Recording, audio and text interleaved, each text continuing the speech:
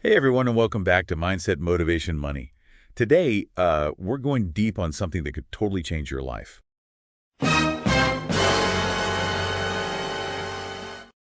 All right, so let's take a deep dive into honesty and introspection and how those can lead to mindfulness and personal growth.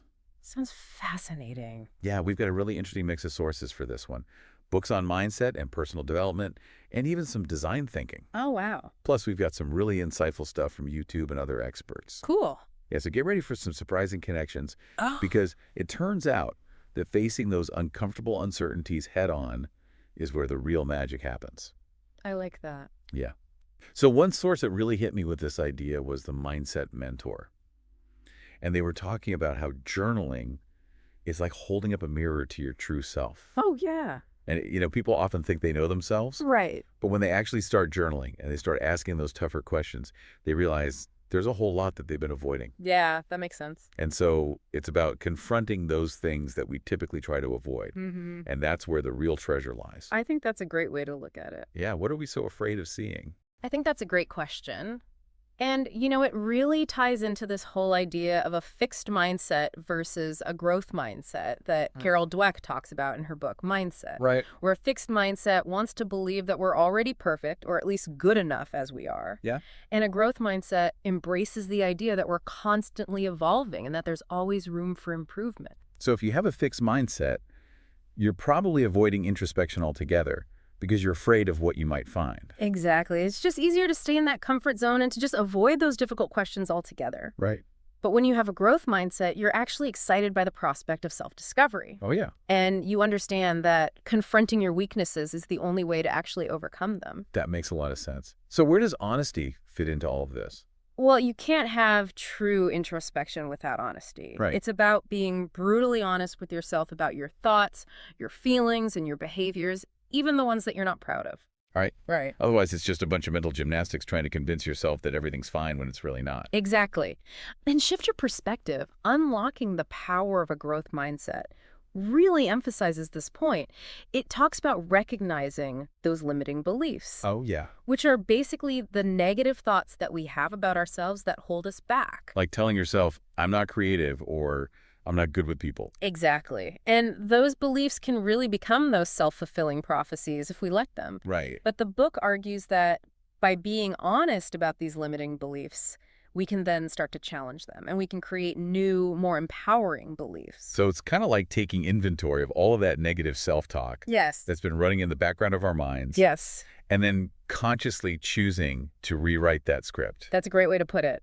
And this is where I think the concept of recasting comes in, which Carrie Johnson talks about in New Mindset, New Results. Okay, tell me more about that. So recasting basically involves taking those negative memories or experiences that we tend to dwell on and reframing them in a more positive light. So instead of letting a past failure define you, you can look back on it, see what you learned from it, and move forward. Exactly. Use that knowledge to move forward. Exactly. It's about acknowledging that even negative experiences can be valuable learning opportunities. Right.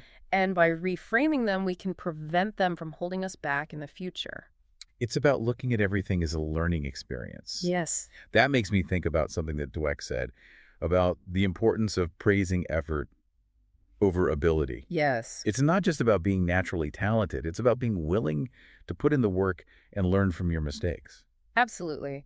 And I think that this ties back to honesty because it requires being honest about the effort that is actually required for growth. We can't just coast on natural talent. We have to be willing to actually put in the time and energy to develop our skills. Well, think about Michael Jordan. I mean, Okay. he wasn't just born a basketball superstar. Right. I mean, he was incredibly dedicated to training and constantly pushing himself to improve. Yeah, he's a perfect example of someone who achieved greatness through hard work and perseverance. Yeah, and I think that's a really inspiring message It is. for all of us. It is. That, we're seeing this pattern here. Yeah. Honesty, effort, a willingness to confront those uncomfortable truths Yeah. is key ingredients for growth. Absolutely. And another crucial ingredient is the ability to actually view mistakes as opportunities for learning. Okay, I can see how that ties into the growth mindset that we were talking about earlier. Yeah. But how do we actually go about shifting our perspective on mistakes? Well, first of all, we need to be honest about them. Okay. We can't learn from our mistakes if we're not willing to acknowledge them in the first place. Right.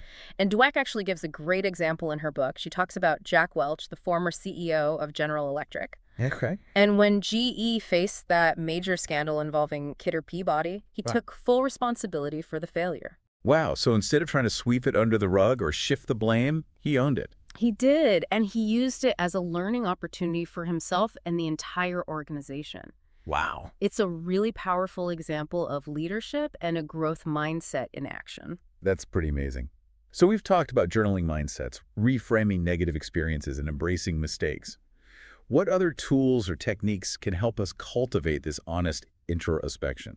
Well, there's a technique from the world of design thinking called the 5 whys. Okay. And it's all about asking why repeatedly to get to the root cause of a problem. I can see how that would force you to confront some uncomfortable truths. It can be challenging, but it's incredibly insightful because by persistently asking why, you're actually peeling back the layers and you're uncovering those assumptions and beliefs that might be holding you back. Right. It can be a real eye-opener. Okay, so we're getting to the heart of it now. Yeah. We've covered kind of the what of honest introspection, but why is it so important for mindfulness and growth? That's a great question. I think when you're honest with yourself during introspection, you're essentially cultivating self-awareness. You're becoming more mindful of your thoughts, your feelings, and your actions. Like shining a light on those blind spots that we all have. Exactly. And that self-awareness is the foundation for mindfulness. Okay. It allows you to observe your thoughts and emotions without judgment, which then creates the space for growth and change. Now that you mention it, there's this activity in Think by Design called the empathy mirror that seems really relevant here. Oh, yes. That activity encourages you to step into the shoes of your past self and understand the motivations behind your actions. Interesting. It's a really powerful exercise in empathy, even when you're reflecting on your own experiences. So even if you made a mistake in the past, it helps you understand why you made that choice at the time. Precisely. It's about acknowledging that you were doing the best that you could with the knowledge and resources you had at that moment. Wow, that sounds like it requires a lot of vulnerability. It does. And that's another key element of honest introspection is that courage to be open with yourself about your shortcomings. Yeah. You can't grow if you're not willing to acknowledge where you need to improve. You know, it's interesting. We've been talking about introspection a lot in the context of personal growth. Yeah. But these concepts are equally relevant, I think, in other areas of life, like our careers. Yeah, you're right. Actually, Master Your Mindset talks about exactly that. It does. Michael Pillarset connects his personal journey of self-discovery Right. to his success in business. Yeah. And he shares a pretty incredible story about sailing solo across the Atlantic. Oh, wow. And, you know, that experience of solitude and intense introspection led to some really profound insights for him. Oh, yeah, I remember that. He talked about reaching a state of, like, mental emptiness. Yeah. Where he was completely present in the moment, just observing the wind and the waves. Right. And it was in that state of stillness, free from distractions, that he was able to connect with his deeper self and gain clarity about his goals. Makes me think about how hard it is to find that kind of quiet space these days. I know. We're constantly bombarded with information and demands on our attention. Yeah, it's true. That's why, you know, having those dedicated practices like journaling or meditation can be so helpful. Right. They allow us to create that mental space for reflection and honest self-assessment. And Pilarsit also talks about the importance of mentors, right? Yes. Learning from people who have already kind of navigated the paths that we're on. Yeah, he mentions how valuable his father-in-law's guidance was to him. Okay. And having, you know, someone who had already achieved success in business share their experiences and insights helped him navigate his own entrepreneurial journey. It makes sense. Yeah. Mentorship provides that external perspective Mm. and maybe even some accountability. Yeah, it does. But it also requires us to be humble enough to admit that we don't know everything. Right. And be open to learning from others. Which, if we think back to what we were saying about mindsets, Right. that points right back to the growth mindset. It does. Being open to feedback and willing to learn. Absolutely. Someone with a fixed mindset might actually see asking for help as a weakness. Oh, interesting. But a growth mindset sees it as a valuable opportunity to improve. To get better. Exactly. One thing that really struck me in New Mindset, New Results, was Carrie Johnson's emphasis on aligning your values with your goals. Yeah, that's such a crucial point.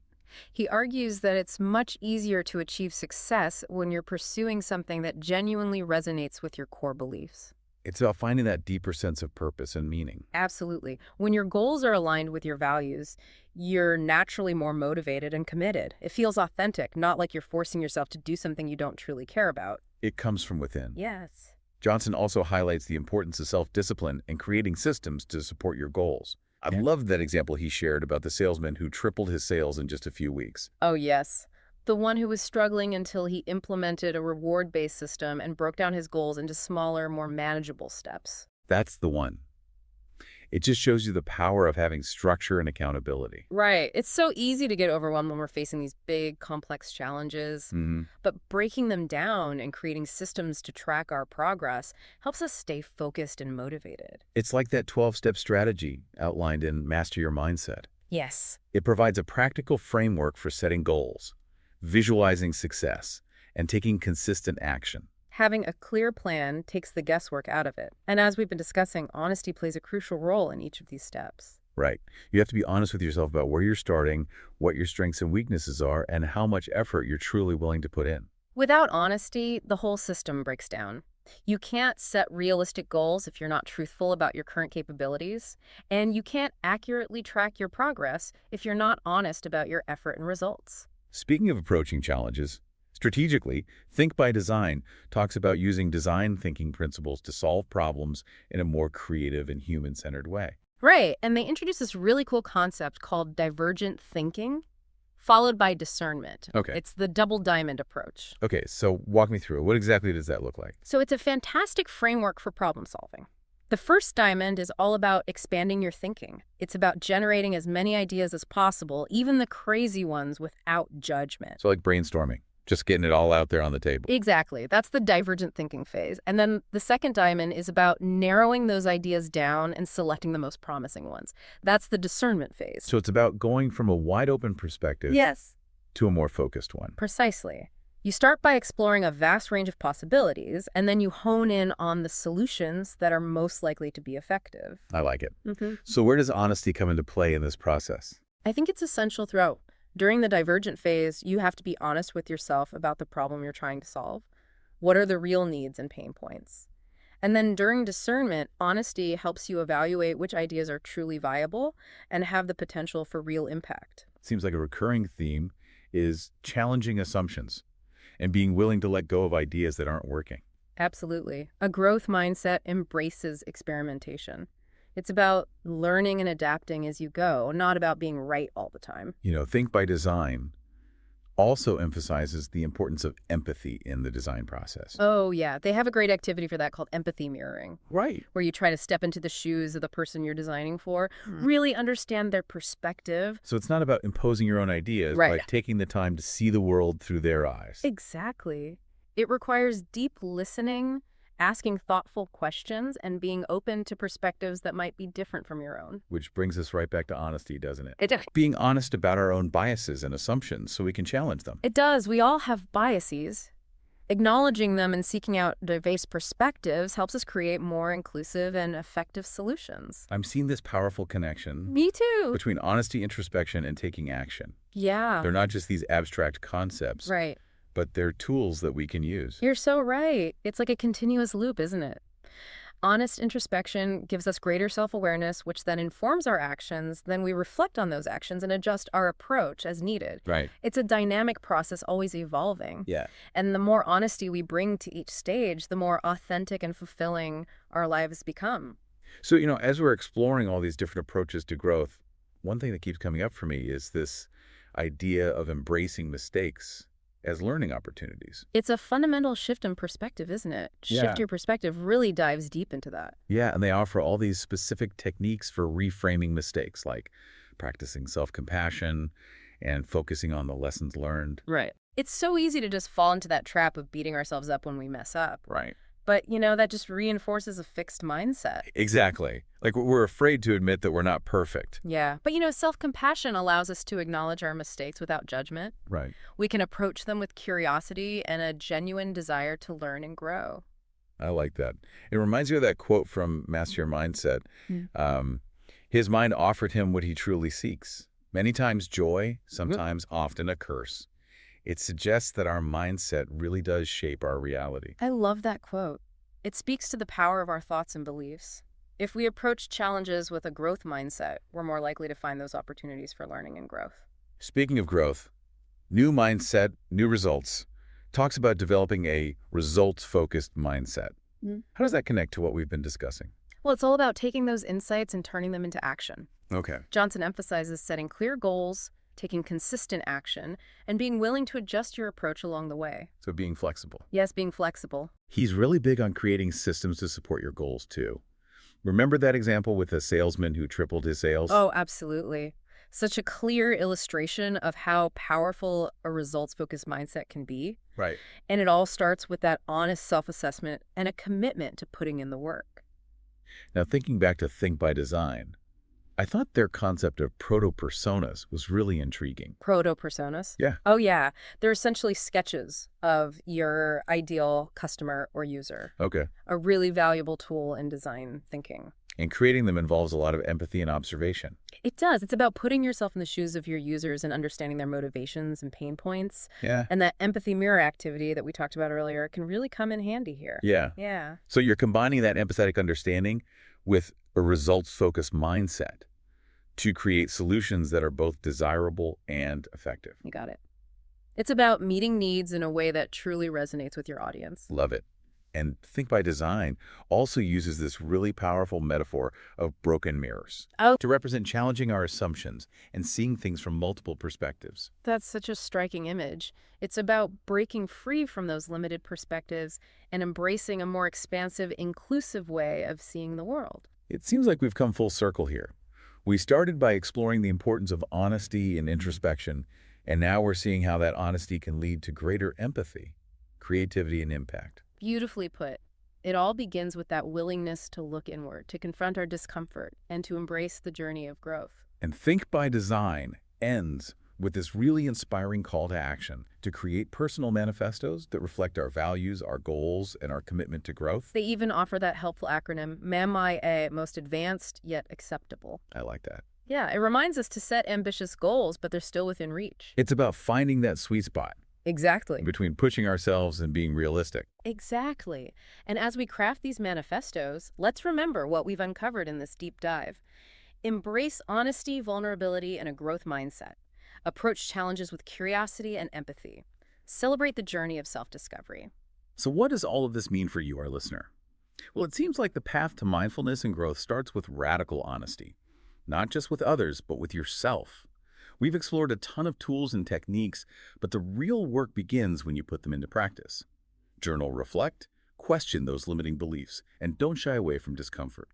Cultivating that honest self-awareness is where true growth begins. And remember, it's a journey, not a destination. There will be ups and downs, setbacks, and breakthroughs. But by embracing honesty and a growth mindset, you can navigate those challenges and emerge stronger, wiser, and more fulfilled. Keep exploring, keep growing, and keep shining your light on the world.